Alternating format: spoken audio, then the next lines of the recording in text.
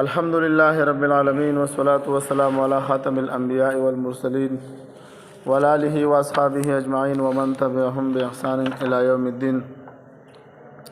علماء کرامو په پرونی درس کې وضاحت شوی چې د الحاد اصول او ضوابط کوم یو دي. یو څو اصول موږ ذکر کړیو. اول اصل موږ ذکر کړیو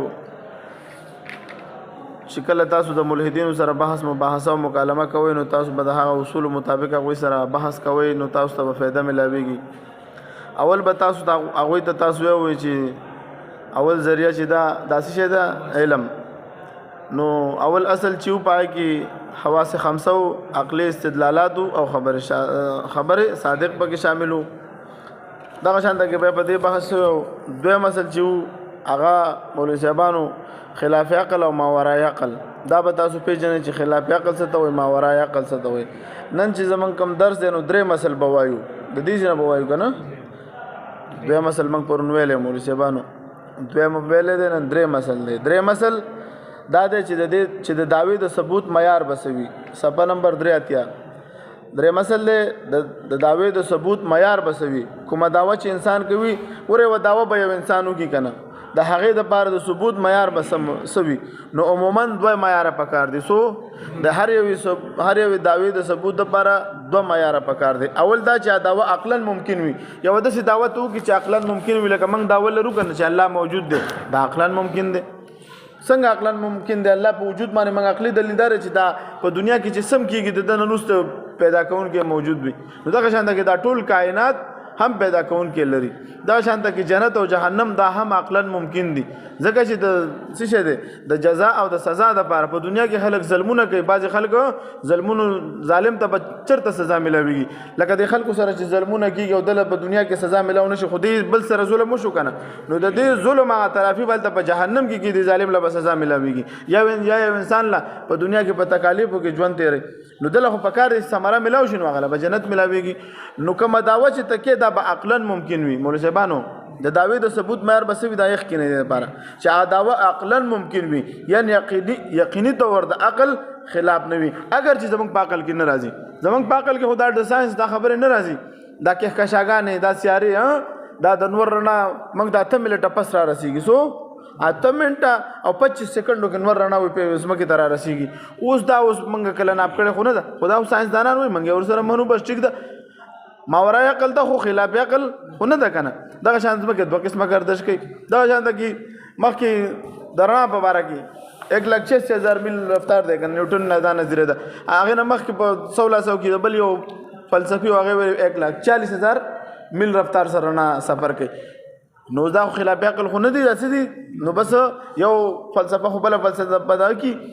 ماته کی خو دلته زمونږ مطلب سره موږ دا وایو چې کومه دعوه عقلا ممکن وي، یعنی عقل خلاف نه وي، اگر چې زمونږ په عقل کې نه راځي. دویم وایه بسم الله الرحمن الرحیم. دویم چې دغه په ثبوت کې کوم صحیح عقلي یا رښتونی نقلي خبر موجود وي او عقلا ممکن وي او رښتیا نقلي خبر وي. مثلا د خدای جل جلاله د ثبوت خبره ده. دوی وایي چې خدای جل جلاله ثابت کړه چې موږ یې وګورو. موږ وایو د خدای جل جلاله وجود عقلا ممکن دی. دا چې وجود عقلا ممکن دی، دا چې ټوله دنیا یې پیدا کړې ده، د هغه په نه موجود کې کوم دلیل عقلي نشته دی. ورته وایو تاسو دلیل عقلي پیش کړه چې الله نشته که نه. ته وایې ته ماته پیش کړه، نو زه درته پیش کول خو په مختلفو طریقو سره راځي. ته ماته ثابت کړه، نو ثابت نه ستا څه مراد دی؟ ما ته وښیو، نو دا ښودل خو پکې نشته دی چې ما ته وښیو. کوم عدالت کې جج ویلی چې ته ما ته وښیو تا قتل څنګه کړی دی؟ نه. او ته دلیل ګواه به پیش کړه، ګواهان مې ثابت شي نو بس هغه مسله ثابتېږي. د دې په ثبوت کې موږ سره صحیح عقلي دلیل هم شته او رښتونی نقلي دلیل هم شته. د الله په ثبوت کې موږ سره ګوره دواړه دلایل شته، عقلي او نقلي دواړه دلایل موږ لرو. وایه صحیح عقلي دلیل دا دی چې په دنیا کې څومره څیزونه موجود کېږي د هغې نه وروسته څوک وي چې هغه څیز یې جوړ کړی وي، خود به خود یو موټر کار هم نشي جوړېدی او دا مسلم اصول د ټولې دنیا په نیز دوی وایي دا څیز پلان کې ایجاد کړی دا پلان کې. او چې د الله جل جلاله د وجود خبر راشي نو دوی وایي دا دنیا په خپله چلیږي. عجیبه مخلوق دی، د عقل نه ډېر لرې دی او نقلي خبر هم موجود دی. ټول انبیاء کرام علیهم الصلوات والسلام خبر ورکړی دی چې الله تعالی موجود دی او قال یا قوم اعبدوا الله ما لكم اله غیره. نشته دی تاسو د هغه الله عبادت وکړئ چې د هغه نه علاوه بل خالق نشته دی. دغه شان کې نور ګڼ آیاتونه د الله رب العزت په وحدانیت باندې د الله رب العزت په وجود په ثبوت باندې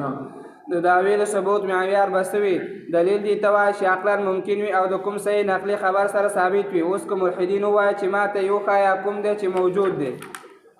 وضاحت دا خبره د ثبوت او دعوې نه خلاف ده، ځکه دا خو دی وایي ما ته وښیه نو دا د دعوې نه خلاف خبره ته کې ما ته وښایه. ځکه ټولې دنیا عدالتونه خبره په دوه ګواهانو سره د هرې مسلې فیصله کوي چې صرف دوه ګواهان پیش کا. عدالت د چا په باره کې فیصله کوي نو د دوه کسانو په ګواهۍ سره کوي. د دنیا یو عدالت چې یو څیز ثابتېږي نو د دوه ګواهانو په ګواهۍ سره چې د دنیا په عدالت کې یو څیز ثابتېږي نو د ټولو انبیاء کرامو په ګواهۍ د خدای وجود څنګه نه ثابتېږي. او چې بیا نبی علیه السلام په خپله لیدلی هم دی د معراج په شپه باندې الله رب العزت سره ملاقات هم شوی دی. نو کله چې ملحدین د خدای جل جلاله د ثبوت دپاره دلایل طلب کړي نو دا تنقیب په هغوی باندې کوئ چې دعوې د ثبوت معیار به څه وي. دلیل چاته وایي؟ دلیل سره د مشاهدې نوم خو نه دی. دلیل دا دی چې عقلا ممکن وي او د دې پا کې کوم صحیح او رښتونی نقلي خبر راغلی وي. دا تنقیب به تاسو خامخا کوئ چې دلیل ته څه ته وایي یار ما ته وښیه نو دا خو یوازې دلیل نه دی که نه دلایل خو نور هم څومره مذهبي عقاید چې دي که دا نه مني نو ته ورته ووایه چې ته خو هسې هم تحقیقي او علمي شخصیت نه یې او په دې دنیا کې چې څومره څیزونه دي دا په کوم اصول منل کېږي. په دې کې راټینګه ته خو هسې هم تحقیقي سړی نه راشه دا دنیا کې چې دا ټول څیزونه دي دا ته منې که نه منې دا په کوم دلیل ته منې ته ماته یو دلیل پې پېښ کړه. لکه دی وایي چې یاره موږ چې څه یو موږ ارتقا کړې ده موږ د بنمانځ او د شادوګانو تر زامن یو په دې دلیل پېښ کړه ماته. حالانکه دا ساينس دارت کړی دی دا نظریه چې ورور سره کېدی نه شي د هغه د جسم ساخت جدا دی د هغه وایي دې سره مشابهت لري د مماثلت لري. هغه بیا ورته همدې ساینسدانان ویل چې ټماټر زیات مماثلت لري د انسان سره د هغه نه د شادوګانو نه. بیا موږ ورته وایو چې مماثلت لري د دې خالق او د انسان خالق او د شادوګانو خالق یو دی. دغه شانته کې چې بیا وګورئ چې انسان څومره تجربات کولی شي او څومره په ترقۍ روان دی په کائناتو کې او دا شادوګان خو د بل د انډر لاندې دي. دوی دې بیا په خپله دغه باندې بیا نظریه باندې دلیل موږ ته پېښ کړي که نه عقلي دلیل دې پېښ کړي موږ ته دې وښیي. تر اوسه پورې دوی ولې ارتقا نه کېږي چې دا اوسني شادوګان هم انسانان شي ودې شي ارتقا که نه چې موږ په خپلو سترګو ګورو چې یاره بس موږ هم چې واقعي ارتقا رښتیا داسې کېږي. اول خو هغه وښایه مثال به طور هر یو انسان خپل والدین د پلار او مور ګڼي چې زه دې نه پیدا شوی یم نو د پیدا کېدو په وخت کې خو دې کې کم عقلي او پوهه نه وه چې زه د دې نه پیدا شوی یم کېدی شي ته بل چا نه پیدا شوی دا خو عقلا ممکن دی. کېدی شي ګوره هر یو انسان موږ خپل والدین چې پېژنو خو دا موږ معاشره کې او د ده په کور کې راغټ شوي یو داسې ده که نه ده. لکه څنګه چې د انګریزان دي رابرټ ګیلن چې کله د خپلو بچو ټیسټ وکړو ډي ان اے سره هغه د ده نه نو پیدا ده بل چا نه پیدا و نو هغه مذهب ورله پرېوته چې داسې په ناولي مذهب به څه وکړو. اوس چې ته پردي سړي ته پلار وې د خلکو په خوښه باندې نو د پیغمبرانو په دغه باندې نه ثابتېږي. خدای پاک د پلار عمر د زوی ګوره دا موږ ورته وایو که نه دا څومره چې موږ د دنیا مثال دا ورکړی دی. موږ وایو چې د پلار عمر چې دی دا د زوی نه زیات وي. دا اوس موږ سره عقلي دلیل دی. موږ چې یو لکه زه خپل والد صاحب ته پلار ویم که نه دا عقلي دلیل په دې باندې ما سره څه دی د پلار عمر زیات وي. اوس دا نه شي کېدی چې پر مثال دواړه دې څه وي دواړه دې همزول وي او یو سره هغه ته پلار وایي. نو که چېرې داسې څوک ووایي چې دا زما پلار دی او د هغې عمر برابر نو خلک به دا نه مني. دا عقلي دلیل ګوره عقلي دلیل بل معاشره وایي د بل خبره ما ته خبر راکوي دا ستا پلار دی. نو داسې لکه بعضې خلک ورک شي که نه ماشوم زوی یا ماشوم پلار ورک شي یا زوی ورک شي نو بیا ورته خلک وایي چې هلکه دا د پلان کې زوی دی. او صحیح نقلي خبر هم پلار عمر د زوی نه زیات وي داسې نه ووایه عبارت د پلار عمر د زوی نه زیات وي او صحیح نقلي خبر هم موجود دی. معاشره او خپلوان هم ګواهي ورکوي چې ته د دې زوی یې. که ته دا اصول نه منې عقلا ممکن او صحیح نقلي خبر نو بیا خو ته خپل ځان ثابت کړه د پلار او مور نه چې کوم معیار موږ د دنیا څیزونو د ثبوت دپاره استعمالوو هغه به د مذهب د ثبوت دپاره هم پکار ده چې استعمال یې کړو. موږ به هم صحیح نقلي خبر او عقلي خبر څنګه چې د دنیا د څیزونو دپاره د یو انسان د نسب دپاره موږ عقلي او نقلي دواړه خبر ثابتو په دې سره موږ هر یو مسله ثابتو. دغه شانته کې په مذهبي څیزونه هم مذهبي عقاید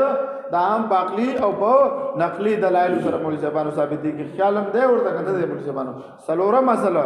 د الحاد څلورم اصل د عدم مشاهده د عدم وجود دلیل نه دی. کوم څیز نه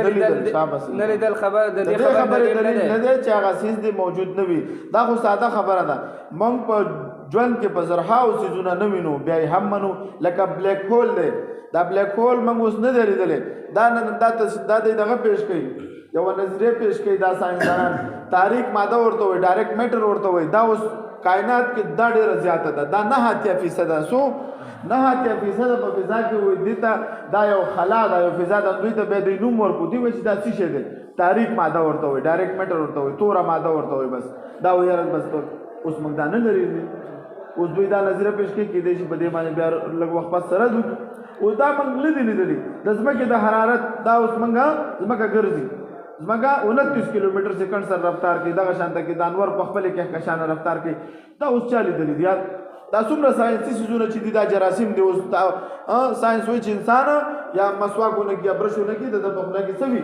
وایرس به جراثیم وي د غاخونه ور سره خرابېږي د بعض خلکو د غاخونه تک تور شي چنجه ورته ولګي خدا د وایرس د وجه لګي چا وسه پورې کوم وایرس دغه نه راوخي د غاخ نشيره د ور دا وایرس دی دا جراثیم دی ماته لګیدل نو چې دا سيزونه موجود دي دا منګه منو تاریخ ته منګه ګورو پولیسه باندې جنگ عظیم اول او دویم منګ نه دی لیدل جاپان باندې چې کله په 1945 کې امریکا اټم بم خلاص کو منګو منګه نه دی خو منګ له تاریخ وي منګه ولې منو منګ وایو چې بھئی دا منګ څه دی پرشتونی خبر سره ثابت دي کم چې تاریخ په حال دي تاریخ خبره دي دا منګ ته داغوي په وجه منو نو دا باز دا ضروري دی چې یو څه دې منګه په خپل سترګو باندې وینو د ځمکې حرارت د لمر ګرځېدل وغیره څومره ساینسي څیزونه دي جراثیم دي څومره ښارونه دي څومره ملکونه دي څومره واقعیات دي چې موږ نه دي لیدلي خو د خلکو په خبرو یې منو او موږ تاریخ ګورو خو موږ نه دی لیدلی جنګ عظیم موږ نه دی لیدلی خو د خلکو په خبرو یې منو نو داسې ویل صحیح نه دی چې د کوم شی مشاهده نه کېږي د هغه وجود نشته دی وجود بنوي دا خبره ده دوی غلطه ده پنځم اصل د الحاد پنځم اصل مدعینا د دلیل مطالبه کولی شي خو د نظیر مطالبه کول صحیح نه دي دوه څیزونه دي د یوې دعوې د ثبوت دپاره دلیل پیش کول وضاحت وشو چې دعوا عقلا ممکن وي او رښتونې عقلي خبر باندې مشتمل دا وي بس تاسو یادوي دا خبره هم یادوي دعوا چې عقلا ممکن وي سوي عقلا داسې دعوا به چې ممکن عقلا دغه دعوا ممکن وي ستا لکه زمونږ الحمدلله دوی موږ ته وایي که نه د اسلام ډېر عقاید غیر عقلي دي دا د دوی غلطه خبره ده نه ماورا عقل دی ډېر دوی صرف مشاهدې ته وایي چې بس ماته وښایه خو دوی په دلیل او دعوا او دلیل خو دوی نه پېژني که نه موږ زمانه یوې د نظیر مطالبه کول د دې په شان ماته په دنیا کې وښایه مثلا د موسی علیه السلام د امسانه مار جوړ شو دا یوه دعوا دا یوه دعوا موږ کړې ده قرآن کریم کې ذکر ده دا دعوه ده زمونږ اوس په دې کې موږ عقلي او نقلي دواړه خبر پیش کو البته دوی ماته وایي چې ماته اوس نظیر وښایه نو دا نظیر ښودل پکې نشته دی مولوي صاحب پوهېږئ که نه پوهېږي د دې دپاره عقلي او نقلي رښتونی خبر پکار دی او دواړه موجود دي وایي مولوي صاحبانو رښتونی خبر هم موږ سره موجود دی نقلي خبر هم موږ سره موجود دی چې قرآن او عقلي خبر دا دی چې الله رب العزت په دې باندې قادر دی چې بغیر د مادې نه یو لرګی پیدا کولی شي ولې بانو آدم علیه السلام بغیر د پلار او د مور پیدا کو حضرت عیسی علیه السلام بغیر د پلار پیدا کو الله رب العزت په دې قادر دی چې د دې سو کی د دې امسان سو کی دا مار جوړ کی لکه څنګه چې د دغه نه څورته وي د غرنا او غره وستل صالح علیه السلام هو د صالح علیه السلام قوم ته او غره وستل شنو دا وای مونږ ته او خو چې اور زمونږ مخ کې او غره وزي دا دهرین دا اعتراض کوي چې مونږ یو ونو چې مونږ پي مسکو بس بیا مونږ ورته نو دا ثابت دي ته موږ نو د نظیر مطالبه کوي د نظیر مطالبه نه چلیږي او د نظیر د مدعی نه چا دا مدعی نه بده د دلیل مطالبه کول شي مولوي صاحبانو پوهیږئ کنه پوهیږئ ځمخ نو کو څوک وایي چې داسې کله شوې ده چې د همسانه مار جوړ شوی موږ ته یو ښایه دا د نظیر مطالبه صحیح نه ده حضرت عیسی علیه السلام بغیر د پلار نه پیدا شوی دی اوس که څوک مطالبه وکړي چې زه به هغه وخت منم چې ما ته وښایي چې څنګه پیدا کېږي نو دا د نظیر مطالبه ده او دا صحیح نه ده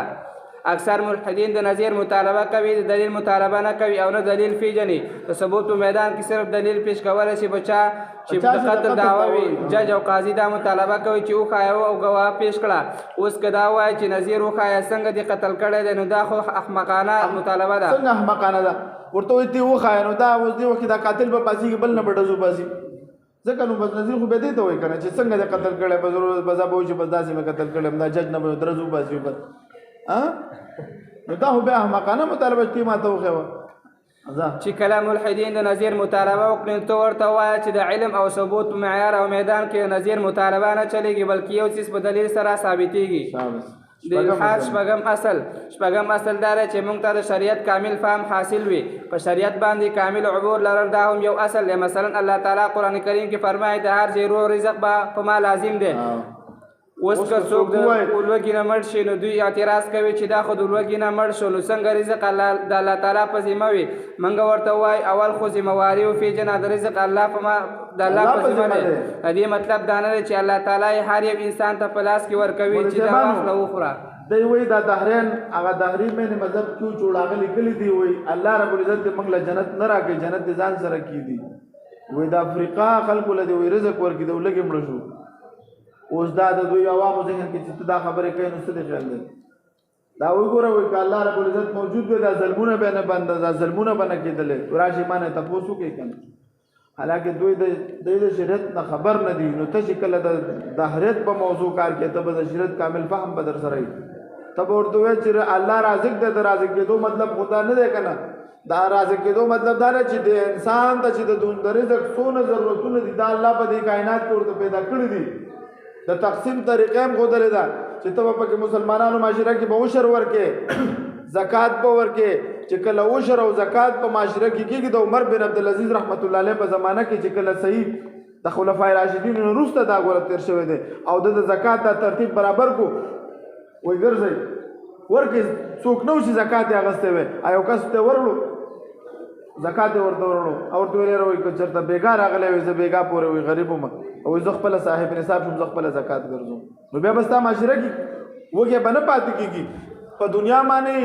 سرمایه دارانه نظام نافذ دی مولوي صاحبانو د سود نظام د امریکا او د یورپ نافذ کړی دی د دې په وجه دا خلک د لږې نه مري دوی باندې ټیکسونه لازم کړي په دوی باندې سود نافذ کړی دی د غلط تقسیم د وجه دا د افریقا خلک د لږې نه مري او زموږ په معاشره کې نو دې کې د الله څه ګناه ده دا خو د انسانانو د ظلم د وجه دا محرومه شو د انسان د ظلم سزا د اسلام نه ظلم دا په الله باندې دا تړل دا غلطه خبره ده نو مطلب شپږم اصل څه چې د شریعت کامل فهم به تا ته حاصل وي د رزق رسولو مقصد او مطلب دا ویور د رزق رسولو مقصد او مطلب د رزق مطلب دی چې څومره زیرو څیزونه دي هغوی ته د رزق دپاره چې د څومره څیزونو ضرورت دی هغه الله تعالی په دې ځمکه کې پیدا کړی دی او تقسیم یې د انسانانو په لاس کې ورکړی دی او د تقسیم طریقه یې هم ښودلې ده چې داسې تقسیموی اوس که څوک د ولږې نه مري د الله تعالی دعوا غلطه نه ده ثابت د الله تعالی خود دې ته په دنیا کې رزق پیدا کړی دی لیکن انسانانو په تقسیم کې غلطي وکړه چې د هغې په وجه انسان د خپل رزق نه محروم انسان د رزق نه محرومه کو دا خو دې انسانانو دا انسان د رزق نه محرومه کو ملزمانو الله ورته هر څه پیدا کړي په کائنات کې تقسیم یې ورته ښودلی ده مثلا دا ملحدین د قرآن پاک بې ادبي کوي او دوی وایي چې کله الله تعالی موجود دی زمونږ نه دی تپوس وکړي دوی دا قرآن کریم ته به ګوره مخکې وخت کې به دوی په یورپ کې به دوی قرآن کریم ته به د پادریانو ورچو بې ادبي به کولو که الله یې موږ نه تپوس وکړي نو الله رب العزت وایي چې زه دلته سزا ولو یواخذ الله الناس بظلم ما ترک علیها من دابة ولکن یؤخرهم الی اجل مسمى الله وایي که چېرته راټینګولو کومه په سزا باندې والله که یو هم رانه خلاص شي بیا دا خو تا ته درکړی ته امتحان په حال کې مولوي صاحبانو ته امتحان په حال کې استاد شاګرد نه سپېړه وباسي نه وباسي دي خو ولو چې دا ورته د علامه اقبال شعرونه هم لیکي او چې دا پکې هر څه لیکي امتحان په حال کې تا ته څوک تپوس نه کوي ټیک ده ته د قرآن کریم بیا ادبي کې خو ځای شته دی الله بیا به د راګیر کوم بیا به لا يعذب عذابه احد ولا يوثق وثاقه احد الله داسې عذاب به درکړم چې چا به نه درکړو داسې به دې کلک وتړم چې تا ته به چل وښیم نو دی وایي یاره چې که الله بیا مانه تپوس وکړي الله وایي وخت به شته دا د موږ ورته څه جواب ورکوو موږ وایو دنیا امتحان دی امتحانګاه ده کامل امتحانګاه هم دا ده چې انسان خود مختاره دی د زره که چېرته ده ته پته وي چې یاره اوس ما ته په ده سزا میلاوېږي بیا به چا دا کار کړی وي نه ده ته خود مختاري ورکړی چې ته په دې امتحان کې څه کې کوه راځې به بیا به در سره حساب کتاب نو دوی د شریعت په اصولو باندې نه دی پوه شوي د شریعت اصول چې جزا او سزا په قیامت کې میلاوېږي دنیا کې امتحان او ازمایش دی څوک چې څه کوي خپله خوښه یې ده سزا نه درکوي بعضې وخت د عبرت دپاره سزا ورکوي لیکن عموما دلته امتحان دی مثال به طور په امتحان کې یو کس پارچې کې که هر څه ولیکي څوک ورته هېڅ څه نه وایي خو نتیجه به یې صفر وي نو د شریعت دا دعوا نه ده چې دنیا کې به جزا او سزا ورکوو نو څومره چې د شریعت احکام او دعوا ده په دې ځان پوهه کول پکار دي نو اول به موږ د شریعت دعوا باندې ځان پوهه کړو الحمدلله دا ګوره زموږ د ټولو خوشنصیبي ده چې موږ اصول مناظرې نه هم خبر یو د شریعت د فهم نه لکه موږ چې د الحاد رد کوو انشاءالله په بهترین اندازه کولی شو ځکه د شریعت د فهم الحمدلله دا دی اوس موږ په فروعي مسلو کې هم اوبو رسل شو تاسو ته دا هم یو کمال دی چې ته خپل ډاډه انداز کې بحث کولی شي